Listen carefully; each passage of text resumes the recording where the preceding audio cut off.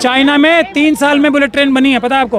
हमारा ये इंडिया है, इंडिया चाइना से बड़ा है। कांग्रेस ने बनाया नहीं था पहले, इसीलिए अनपढ़ देखो, लोगों मैं- की वजह से देर में बन रही है। मोदी जी पहले के पढ़े हुए मोदी जी होते तो कितने जल्दी पढ़े बन जाती। मोदी जी कितने पढ़े लिखे? पहले के पढ़े हुए होते जल्दी बन जाती। राहुल गांधी जी किसी भी टॉपिक पे दुनिया के किसी भी टॉपिक पे 5 मिनट बोल सकते हैं बिना कोई किताब देखे। मोदी जी किसी टॉपिक पे नहीं बोल सकते, लेकिन फिर भी मैं बोल रहा हूँ राहुल गांधी जी भी उतने अच्छे आदमी नहीं है जितना अच्छा उन्हें होना जो चाहिए। इतने सारे लोग हैं क्या सब पढ़े लिखे हैं? सब तो कांग्रेस के जमाने में एक्सपीरियंस एजुकेशन। लेकिन हमारे घर में जो लोग हैं वो प्रधानमंत्री नहीं है।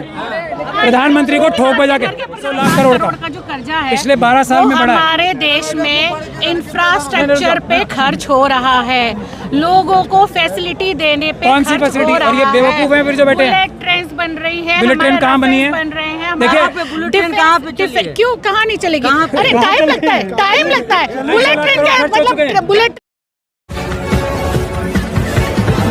250 लाख करोड़ का, आपको मैडम मैं बता रहा हूँ, 250 लाख करोड़ का कर्जा देश के ऊपर है। मोदी जी अगर किसी टॉपिक पे, किसी दुनिया के टॉपिक पे टेलीप्रॉम्प्टर के बगैर या अपने साथियों के बगैर बोल के दिखा दे तो मैं उनका सबसे बड़ा भक्त बन जाऊंगा किसी टॉपिक पे दुनिया। 250 करोड़ का जो कर्जा है वो हमारे 250 लाख करोड़ का जो कर्जा है पिछले 12 साल में बढ़ा है। हमारे देश में इंफ्रास्ट्रक्चर पे खर्च हो रहा है, लोगों को फैसिलिटी देने पे कौन सी खर्च फैसिलिटी? हो और ये रहा बेवकूफ हैं फिर जो बैठे हैं। बुलेट ट्रेन बन रही है, बुलेट ट्रेन कहाँ बनी है? बन रहे हैं। देखिए, बुलेट ट्रेन कहाँ पे चली है? क्यों कहाँ नहीं चलेगी? अरे टाइम लगता है, टाइम लगता है। बुलेट ट्रेन क्या मतलब? बुलेट ट्रेन क्या 2 दिन में बन जाती है? 15 साल हो गया। सिस्टम बनने में टाइम लगता है। चाइना में 3 साल में बुलेट ट्रेन बनी है, पता है आपको? हमारा ये इंडिया है, इंडिया चाइना से बड़ा है। कांग्रेस ने बनाया नहीं था पहले, इसीलिए अनपढ़ देखो, लोगों मैं- की वजह से देर में बन रही है। मोदी जी पहले के पढ़े हुए मोदी जी होते तो कितने पढ़े जल्दी बन लिखे? जाती। मोदी जी कितने पढ़े लिखे? पहले के पढ़े हुए होते जल्दी बन जाती। कितने पढ़े लिखे? कितने पढ़े मोदी जी? देश को चला, ये क्या बात है?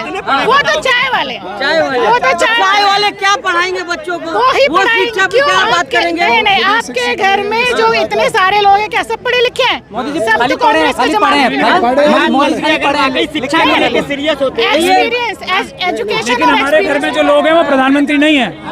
प्रधानमंत्री को ठोक बजा के प्रधान जरूर है, आपका घर जरूर चला। लेकिन घर में और प्रधानमंत्री होने में जमीन आसमान का फर्क है।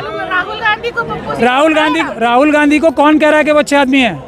हालांकि राहुल गांधी जी और मोदी जी में कंपेयर किया जाए, नहीं एक मिनट मैं नहीं कह रहा हूँ, आप लोग कहो, लेकिन मैं कंपैरिजन बता रहा हूँ। राहुल गांधी जी किसी भी टॉपिक पे दुनिया के किसी भी टॉपिक पे 5 मिनट बोल सकते हैं बिना कोई किताब देखे।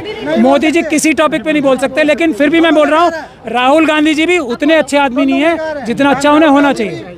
हम ये बता रहे हैं। 2014 के बाद आजादी मिला है, कंगना रनावत के साथ। अभी हम एक मिनट इसी अब आप ये मुद्दे नहीं है, छोटे मुद्दे हैं। आप इनको डाइवर्ट करो। मैं चला जाऊंगा, ये टाइम नहीं। आपने कुछ और बोलना है? नहीं बोला। आप जाइए।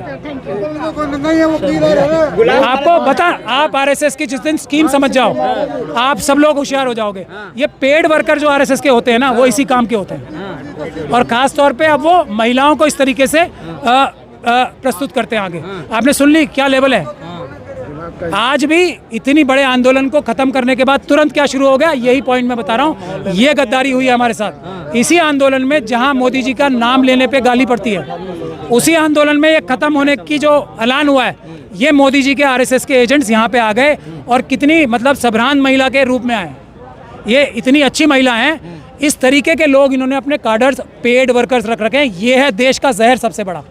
ये महिला को अच्छे से पता है कांग्रेस में क्या, कांग्रेस के राज में, और मैं कांग्रेस के राज से बावजूद इसके कि उसमें रहा हूँ, संतुष्ट नहीं हूँ। मैंने कांग्रेस में लड़ाई की है, उनकी करप्शन 50 बार उजागर की है, लेकिन ये सब कुछ जानने के बाद भी इतना बड़ा झूठ बोल सकते हैं आरएसएस के कार्यकर्ता, इतना भोला मुंह बनाने के लिए। इससे बचना है हमें। ये इसीलिए मैंने इनको यहाँ बोलने दिया कि ये अच्छे से जानती है महिला कि मोदी जी से बड़ा चोर प्रधानमंत्री आज तक कोई ना आया है, ना आ पाएगा। बहुत मुश्किल होगा अगर आरएसएस और बीजेपी गवर्नमेंट में। मैं आपको ये बता रहा हूँ कि ये है आरएसएस का मोडस ऑपरेंडी। इससे बचना है हमें, लेकिन मुद्दे से नहीं भटकना है। ये आपका मुद्दा नहीं मैडम, आपको अच्छा नहीं, आप आइए। नहीं मेरे साथ नहीं, सच्चाई और ईमानदारी के साथ। अब बात यह है कि ये आंदोलन जो खत्म करने का ऐलान कर रहे हैं, ये बंद कमरे में जाने की वजह से हुआ है, और ये देश को बहुत बड़ा धक्का है। मैं सभी लोगों से गुजारिश करूंगा कि एक तो ना जाएं, अभी हमारा पहला कदम भी नहीं हुआ है। दूसरे कदम की तो बात बाद में है। तो आपको लगता है अभिजीत दीप के डर गए हैं, वो चलवे जा रहे हैं? ना ना, जो बंद कमरे में गया वो गया, चाहे अभिजीत दीपके हो या कोई भी हो।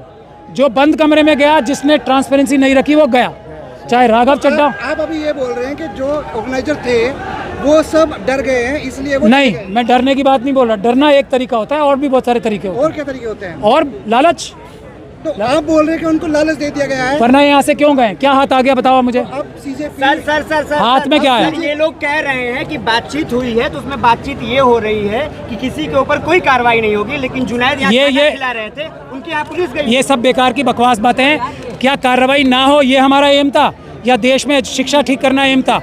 कार्रवाई ना हो ये एम था क्या? 22 करोड़ रुपए इन बच्चों को जिन्होंने कुर्बानी दी थी, 1-1 करोड़ रुपए की कीमत है उनकी। ये जो आंदोलनों को हाईजैक किया जाता है, ये जनता की आवाज़ है, दोबारा उठेगी। अगर आज ख़त्म भी होगी तो दोबारा उठेगी। मोदी जी, अमित शाह जी बच नहीं सकते। जनता की नफरत कुछ दिन के लिए कम कर लेंगे ना, कुछ धोखे और मिल जाएं, लेकिन धोखों से ही जनता सीखती है। बेशक हम सीखेंगे। और जब तक प्रधानमंत्री के कार्यालय के हर मंत्रालय में हर गवर्नमेंट ऑफिसर की लाइव स्ट्रीमिंग नहीं होगी कि क्या कारनामे कर रहे हैं वो, जब तक ये जनता रुकने वाली नहीं है। जब तक पेपर बैलेट से चुनाव नहीं होंगे, जनता का हाथ और मोदी जी का कान, या कोई भी प्रधानमंत्री हो उसका कान, जब तक वापस नहीं आएगा पेपर बैलेट के माध्यम से, ये आंदोलन चलेगा। ऐसे धक्के लगेंगे, उसके लिए हम सबको तैयार रहना चाहिए। कुर्बानियाँ अभी बहुत बाकी हैं। सर पेपर बैलेट सही है? सर पेपर बैलेट सही है? हाँ, सर पेपर बैलेट बिहार में सारे बैलेट आप नहीं जानते, क्या बात कर रहे हो सर? आप नहीं जानते ना। मैं कौन हूँ पता है आपको? मैं एक्सपर्ट हूँ इस चीज़ का। आप क्या जानते हो पेपर बैलेट के बारे में? सर पेपर बैलेट के बारे में आप क्या जानते? बहुत कॉमन पेपर बैलेट यहाँ पे समर्थन करने आया हूँ। क्या? पर इतना मैं भी समझता हूँ कि बैलेट पेपर जितनी चोरी होते थे ना, इतना तो कुछ भाई साहब बैलेट पेपर पता कैसे होते थे? बंदूक की नोक पे जाते थे। अब या तो आप सिर्फ दिल्ली में रहे हो, बाहर आप देख ही नहीं रहे दुनिया कहाँ है। अच्छा, आप नहीं जानते हो इनको? आप मैं जानता हूँ। नहीं जानते? 15 साल आपने एक मिनट पर बात तो आप नहीं जानते अच्छी, अगर आप बड़े पेपर बैलेट। आप मुझे बताओ, क्या ये जो ईवीएम की मशीन है, ये छीन के नहीं ली जा सकती, बदली नहीं जाती? 19 लाख मशीनें चोरी हुई हैं, पता है आपको? ये जला दी। 19 लाख मशीनें मोदी जी ने चोरी कराई हैं, मालूम है आपको? देखो फिर आप फिर देखो, आप ये बोलो कि डिजिटलाइजेशन को सही करो, नहीं हो ही नहीं सकता।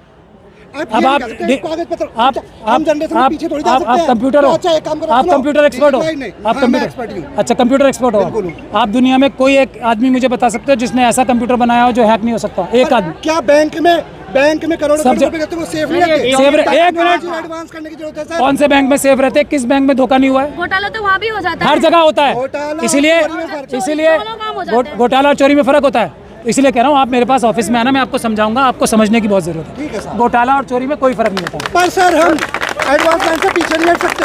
आपको एडवांस में आपको फिर आप एडवांस ऑफिस आना ना। वो लोग बैलेट से आपको जब बैलेट पेपर के बारे में पता नहीं है, मैं क्या बताऊँ? जिन लोगों ने ईवीएम बनाया वो बैलेट से चुनाव करा रहे हैं। सर आपको क्या लगता है कि धर्मेंद्र छोड़ दो, टाइम वेस्ट मत करो। सर आपको क्या लगता है धर्मेंद्र प्रधान जी? ऑफिस आना मेरे, मैं आपको समझाऊंगा। सर आपको क्या लगता है धर्मेंद्र प्रधान जी इस्तीफा देना नहीं चाहते थे या फिर मोदी जी धर्मेंद्र प्रधान जी के इस्तीफे से उनको क्या नुकसान हो गया ये बताओ? जो उन्होंने लाखों लाख करोड़ मोदी जी को चुरा के दिए हैं और अपने पास रखे हैं, क्या वो उनसे छिन गए? क्या वो जेल चले गए? क्या उनके खिलाफ एफआईआर करा दी? बताओ आप मुझे। प्रधान तो झांकी है, अगला नंबर किसका बाकी है? ये आंदोलन खत्म तो कोई झांकी बाकी नहीं है। प्रधान जी जाएंगे अभी कहीं किसी विदेश में अपनी पैसे एंजॉय करने, और कुछ महीने बाद आके और मलाईदार बड़ा पद मिलेगा। आपको लग रहा है पद फिर से मिल सकता है सर? हाँ, आपको लग रहा है पद फिर से मिल सकता है? पद क्या, पद की जरूरत क्या है? अब एंजॉय भी तो करेंगे जो पैसा कमाया है। पद तो मिलेगा ही कुछ दिन बाद, एकदम मिलेगा। आपने देखा है जो पुलिस स्टेशंस होते हैं, वहाँ पे अगर एसएचओ साहब किसी कांस्टेबल को आगे करके कुछ गलत काम कराते हैं तो उसको 2 दिन के लिए सस्पेंड करते हैं ना, दोबारा उसको और भी बड़ा मलाईदार पद देते हैं। देखा है आप सब लोगों ने? ये वही तो हो रहा है। इसमें कौन सी रॉकेट साइंस है? तो बुनियादी बात यह है, सीधी बुनियादी बात यह है, जो अकेले में गया वो हम में से नहीं है, वो गया। मैं कुछ कहना चाहती हूँ सर, मैं कुछ कहना चाहती हूँ। मैं ये कहना चाहती हूँ, जैसे कि अब हम आम जनता है, ठीक है?